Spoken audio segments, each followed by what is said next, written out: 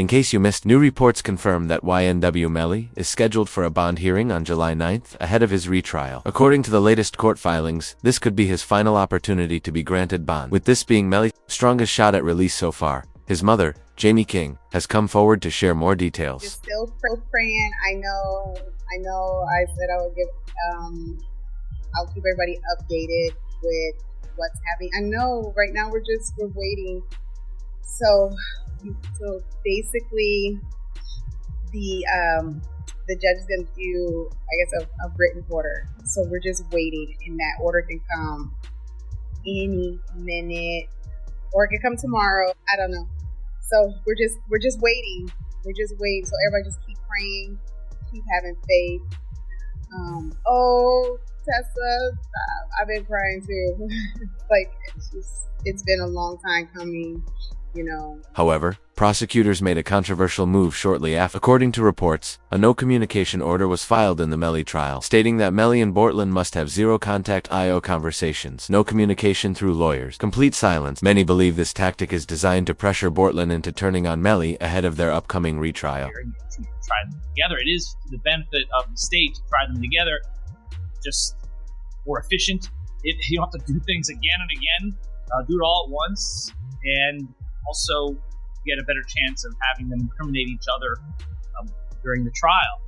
It benefits the defense to sever it. That way they can point the finger at each other and get away with it. So this is what's going on. But I don't think it should be automatically severed because the state is seeking a penalty for Melly, because it's only the penalty phase of the trial that would be different, not the guilt phase. The guilt phase is the same. They're both capital crimes. We're seeking the penalty on one, not the other, but that goes into the second part of the trial, the penalty phase, only if Melly is found guilty. If Bortland knows he wasn't the one who committed this serious crime, it's unlikely he'll be willing to sit back and take a life sentence without speaking up, which raises the chances that he might flip and point the finger at Melly. Prosecutors are even going as far as bringing in his ex-girlfriend to testify against him. She had been hiding outside the U.S. since Melly's original trial and was supposed to take the stand but never showed, leading to her being wanted by authorities. Mariah Hamilton is spending her first day at the Broward County Jail. She has no arrest record until now.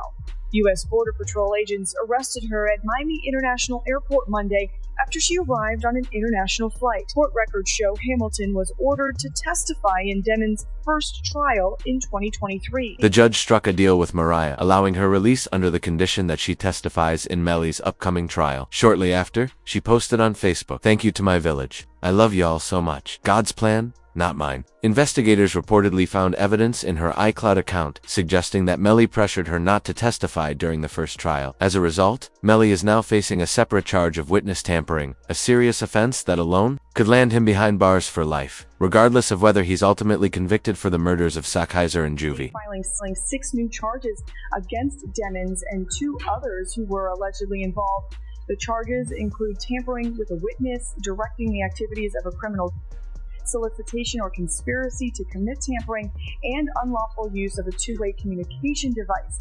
Now, a couple of those charges actually carry a life in prison sentence if there's a conviction. Since the witness tampering charge is separate from the case involving the deaths of Sackhizer and Juvie, Melly has faced additional restrictions, most notably being banned from using jail phones for over a year. This stems from allegations that he attempted to tamper with witnesses through recorded phone calls. His mother has since spoken out, saying she believes the punishment is unfair. My son has not been convicted of anything, and even other inmates that have been convicted or anything, they have the right to use a telephone. They have a right to just to be allowed to write letters to their loved ones, to receive their mail. They hold his mail, they don't give it to him. If the evidence is accurate and Melly did use jail phones to commit witness tampering, it explains why he's been banned from using them. But what could ultimately seal his fate is what Bortland decides to do. Prosecutors are pushing hard to get Bortland to place the blame on Melly. Ironically, the same strategy Melly reportedly tried to use against Bortland during the first trial. If Bortland flips, it could be what locks Melly away for life. Where his lives.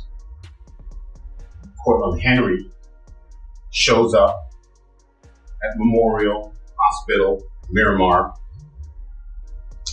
You don't see him sitting there, but where you will see him sitting is in the driver's seat of a car, two bodies, car, riddled with bullets.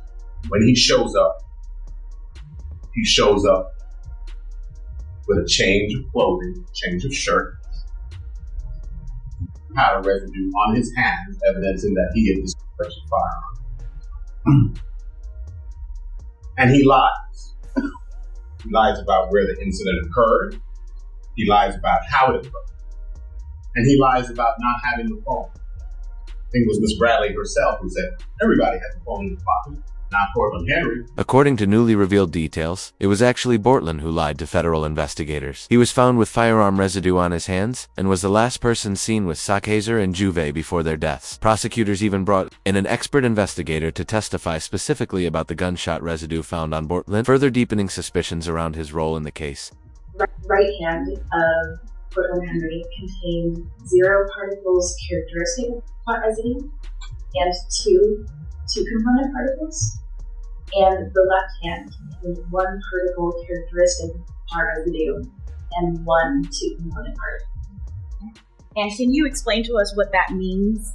Basically, overall, there was pot residue present on the hands. Bortland wasn't happy about any of this, which is why, after Melly's case ended in a mistrial, he tweeted, "Mind games don't work on people like me," followed by a handshake emoji, almost as if he were signaling that he had accepted a deal. Melly's legal team took note and responded by preparing their strongest bond package yet for the judge. According to reports, Melly's attorneys proposed an unspecified bond amount to be covered by his record label, 300 Entertainment. If released, Melly would be placed on house arrest, wear an ankle monitor, and have 24/7 private security to monitor him at all times. The bond proposal was so compelling that one rapper even posted, "That boy Melly coming home, I feel," adding, to their case, Melly's team also claims to have evidence showing he's not being treated like a human being behind bars. Treatment that could be considered a violation of his basic rights. You saw Melly's statement just saying how he's been hurt, how he's scared for his life.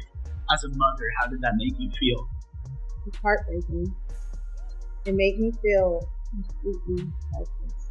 Broward Sheriff's Office definitely needs to be investigated. I mean, they are making up their own rules. We've tried to go to court about this situation. The judge really doesn't have any jurisdiction when it comes to the jail, because we actually had a hearing about the mistreatment of him, and the jail they make their own rules. And I don't think that's fair, because I know that they need to answer to someone too. They also presented GPS evidence showing that Melly was not at the crime scene. Instead, it placed him running down the street and hiding in a nearby bush, further supporting the defense's claim that he wasn't directly involved in the shootings. The first thing is I didn't have a crime, so I can't know which crime I'm going to use in order to replicate any of my tests. So I can't make tests for this duration because I don't know what to use. Okay. To further support their drive-by theory, the defense pointed out that no firearm was ever recovered at the scene. They argued this was consistent with a drive-by shooting, suggesting that the weapon was likely taken away in the fleeing vehicle. Tell me what happened. And I was playing music, getting off the exit. I was already being sleepy, almost home. You know what I'm saying? And like, just out of nowhere, like, shirt. You know what I'm saying? So, and I ducked down, you know what I'm saying, in the car. And I almost cried. Let me back you up a few minutes. Where were you coming from? From Fort Lauderdale. Fort Lauderdale studio. Which way did you take? I took Austin on 595 to 75.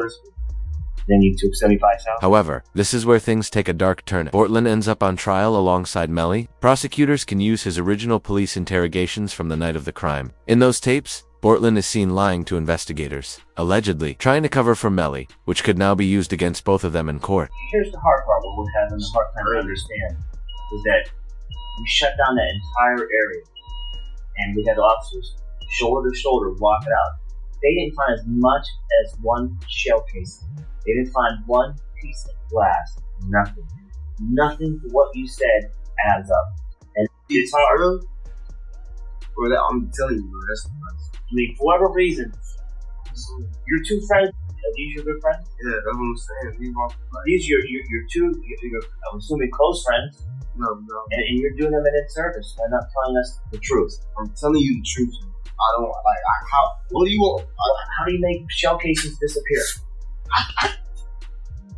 I don't know. How can I tell you about the shell case? It quickly became clear to investigators that Bortland's story didn't add up. Despite trying to remain confident, he eventually slipped up and was caught in a lie, further damaging his credibility. Story, and that's it. I don't even talk about it.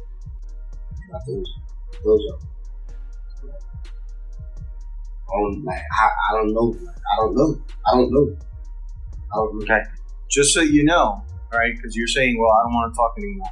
There's going to be a lot more questions. There's, and we're not trying to piss you off. The thing is, we don't know your friends. Yeah. So the reason we have to ask all these questions, because the more we know about your friends, your lifestyle, your friend's lifestyle, your friends, his friends, and the circumstances surrounding today, the more, the easier it's going to be for us to try and solve this. But the interrogation soon took a turn for the worse. Bortland grew visibly frustrated as the officers continued to question his version of events, clearly not buying his story about the crime. His anger began to show as the pressure mounted. I'm driving, ducking for my life, trying to make sure I don't get hit. And you telling me, what you telling me about? I don't know. You know what I'm saying? I'm trying to make sure I don't get hit. I'm driving. I'm trying to make sure I don't get hit. You know what I'm saying?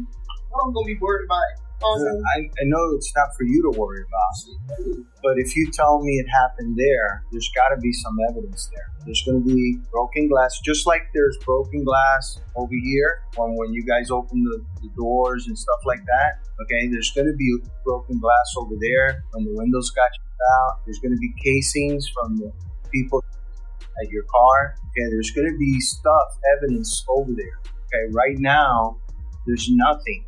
Kind of think I know what happened because I got information. As Bortland tried to shut down the interrogation, the officer shifted tactics, steering the conversation in a different direction. He began asking seemingly unrelated questions like, how was Bortland driving? Did he crash into anything? Trying to catch him off guard and reopen the dialogue.